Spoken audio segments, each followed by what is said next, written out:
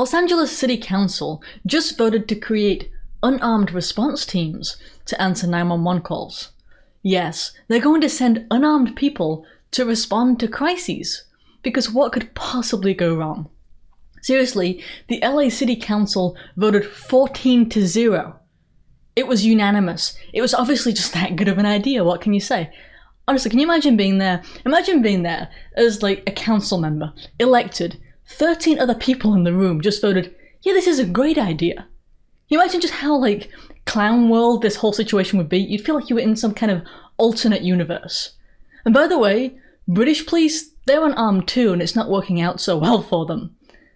This sort of thing is a perfect example as to why there are so many people trying to get out of California, why there's like a California exodus right now.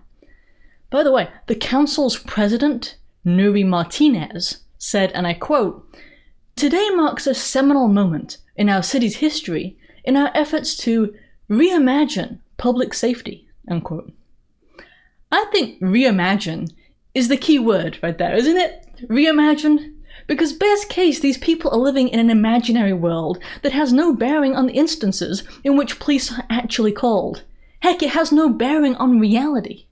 I mean, okay, they say that this unarmed response team is only going to be used in cases where you've got a non-violent call. But how confident are they that those people who are acting erratically won't become violent in the next minute? I mean, when people call the police because someone is acting that crazy, it's because they think that violence is probably coming.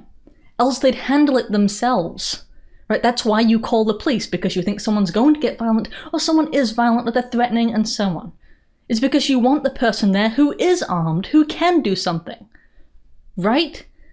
I mean, let's just say someone's having a psychotic episode that's induced by mental illness, because that's the argument that they're using. That's the person that we need unarmed people to deal with. Well, the fact that they have an underlying mental illness, let's take this best case, doesn't make them non-dangerous to other people. In fact, people who are out of touch with reality completely are likely to be dangerous. They're not culpable for their actions, but if they're completely out of touch with reality, sure, there's of course an element of danger. And when police do shoot people on calls, which is rare considering the amount of police interactions that we have, it's not a reflection on anybody's mental status as to whether they're insane or whether they're sane. Police shoot people to stop them from doing something really bad, to stop them from hurting somebody, for example, including the police officer themselves.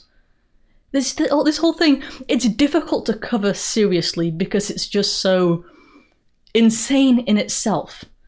And by the way, the truth is that when you're talking about mentally ill people, which again is the token of the population that these people use to give merit to things like unarmed response teams, you can't give mentally ill people more rights than everyone else, at the expense of everyone else.